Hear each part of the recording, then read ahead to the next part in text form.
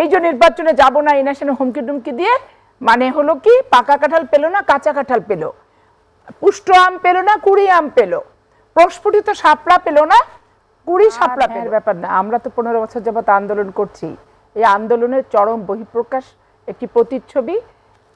দেশপ্রেমিক সামরিক বাহিনী নিরপেক্ষতার কারণে আমরা একটা কামিয়াব লক্ষ্যে ছাত্র জনতারা আমরা সবাই মিলে পৌঁছেছি।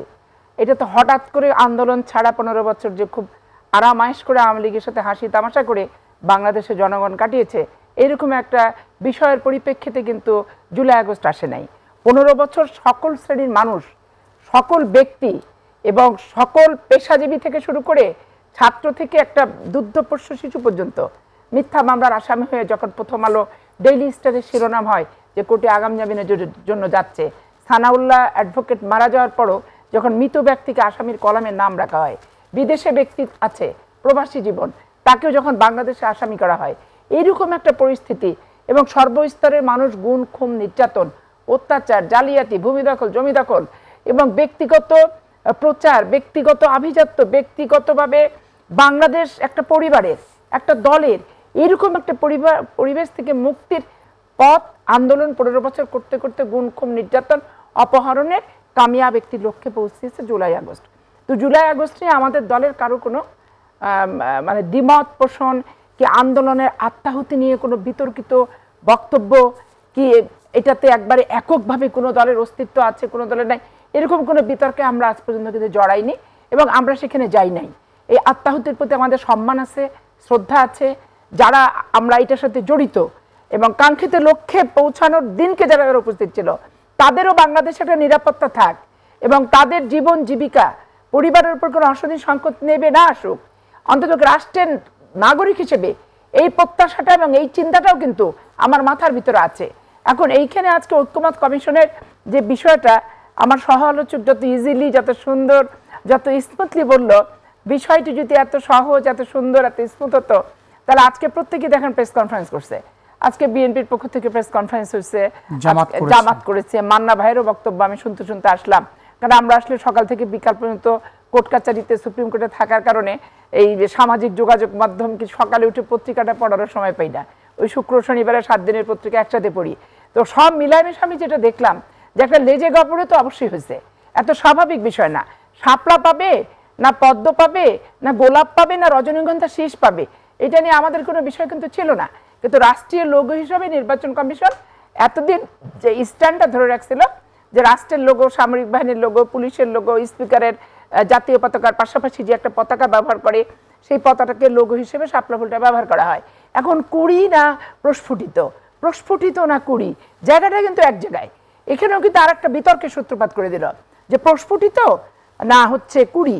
তো এখন একই জিনিস, ধরেন কাঁঠাল, পাকা কাঁঠাল আর কাঁচা কাঁঠাল, কাঁঠাল তো আম, কাঁচা আম না পাকা আম, কুশি আম না বড় আম, এটা কি হলো ব্যাপারটা? এটা কিন্তু বোধগম্য না আমাদের কারো কাছে। এখন আমি ওটা বারবারই বলছিলাম যে এনসিপি সরকারের সাথে দর কষাকষি করা নিয়ে যে শাপলা না হলে ইলেকশনে যাব না অমক না তমক না 7-17, আর বাংলাদেশে নির্বাচন ছাড়া আসলে কোনো গতিপথ নাই। একটা সুন্দর গতিপথ দিয়ে বিদায় বলেন আর আগমন বলেন, এটা নির্বাচনের বিকল্প কিন্তু বাংলাদেশে নাই, কারোর সামনে কোনো কিছু খোলা নাই। যদি আমি মসৃণ প্রকাশ্য দিবালোকে আলো উদ্ভাসিত একটা পথের কথা বলি তো সেটা হচ্ছে নির্বাচন। এখন এই যে নির্বাচনে যাব না এই ন্যাশনে হুমকি টুমকি দিয়ে মানে হলো কি পাকা কাঁঠাল পেল না কাঁচা কাঁঠাল পেল, পুষ্ট আম পেল না কুড়ি আম পেল, প্রস্ফুটিত শাপলা পেল না কুড়ি শাপলা পেল। এই যে একটা ব্যাপার, এই ব্যাপারগুলো বাংলাদেশে খুবই বিতর্কিত। এগুলো নিজেরা নিজেরা বিতর্কের সূত্রপাত নির্বাচন কমিশন এবং এনসিপি করছে। এটা আসলে একটা কেমন একটা ঘোলা পানিতে মাছ শিকারের মতো চেষ্টা এবং থ্রেট টেট দিয়ে ধাক্কা ধুক্কা মেরে কিছু না পাশ পর্যন্ত যা, এরকম একটা ব্যাপার আর কি। এটা গেল। ঐক্যমত কমিশন যে কিছু এজেন্ডা নিয়ে আসছে বাংলাদেশের মাটিতে, এটা বাংলাদেশের সার্বিক জনগণকে চিন্তা করে এজেন্ডাগুলো আনে নাই। তারা একবারে শীততাপ নিয়ন্ত্রিত কক্ষে বসে সুশিক্ষিত এলিট পার্সন যারা সেমিনারে করে বাংলা ইংলিশ ভাষায় কথা বলে এবং আরও ফ্রেঞ্চ টেন্স আরও বিভিন্ন ভাষার পারদর্শী ব্যক্তিদের নিয়ে যে ব্যাপারগুলি সেইগুলি কিন্তু সাধারণ মানুষের ঘাড়ে চাপায় দেওয়া হচ্ছে।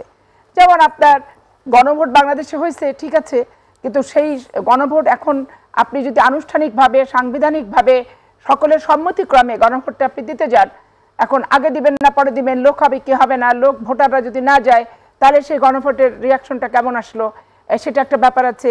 আপনি যে স্বৈরাচারকে উৎখাত করলেন তাদের লোকেরা ধরেন এটা ভণ্ডুল করে দিল, প্রোটেকশনের একটা ব্যাপার আপনি আগে যদি চান, এরকম একটা ব্যাপার। তার ভোটের দিনকে যদি আপনি চান, আপনি দেখেন যে মানুষের একটা সিল মেরে ভোটের যে সময় ইভিএম মেশিনে ভোট দিতে কত সময়, একটা হচ্ছে এদিকে 80টা এজেন্ডার ভোট কি 15টা এজেন্ডার ভোট, আর এদিকে একটা জাতীয় নির্বাচন, সব মিলায় মিশে টাইম কিন্তু দেখেন ওই সকাল 9টা থেকে কি সকাল 8টা থেকে বিকাল 5টার ভিতরে কিন্তু ভোট সমাপ্ত করতে হবে। এখানে 48 ঘন্টা আপনি ভোট সমাপ্ত করতে পারছেন না, 24 ঘন্টার ভিতরে 8টা থেকে 5টা, আবার রাত্রের ভিতরে আপনাকে রেজাল্ট দিয়ে দিতে হবে।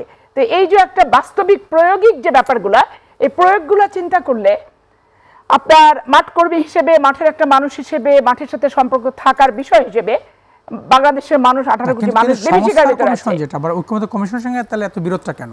ঐক্যমত কমিশনের সাথে বিরোধ না, আমি যেটা আজকে প্রেস কনফারেন্স শুনলাম যে কিছু কিছু জিনিস যেখানে ছিল সেটা নাই, আর যেগুলো ছিল না সেটা আছে। এখন আমার কথা হচ্ছে আলোচনায় অংশগ্রহণ করেছেন যিনি, উনি তো বলছেন আমরা আলোচনায় যারা অংশগ্রহণ করেন আমাদের দলের প্রতিনিধিত্ব যিনি করেন এবং যারা ঐক্যমত কমিশনে আছে বলা হচ্ছে তাই না, ওনাদের প্রেস কনফারেন্স দিয়ে আমরা জাতি আমরা যে দেশের মানুষ যে নাগরিক, ওনাদের প্রেস কনফারেন্সের বাইরে আমাদের জানার কোনো কারোর সুযোগ কিন্তু নাই। আজকে ফয়েজ সাহেব যে কথাটি বললেন যে যেটা ছিল না দরকার দিয়ে দিবে, যেটা নাই সেটা দরকার হয়ে যাবে, এটা কোনো ব্যাপার না, জিনিসটা এত ছেলে খেলা না। এত আনুষ্ঠানিকভাবে এত মাস ব্যাপী এত খাওয়া দাওয়া প্রেস কনফারেন্স এবং এত মানুষ উৎকণ্ঠা উদ্বেগের সাথে যে চাওয়া পাওয়া এবং প্রত্যাশার যে একটা সংমিশ্রণ, সেটা আজকে তো হতাশা রূপান্তরিত হলো।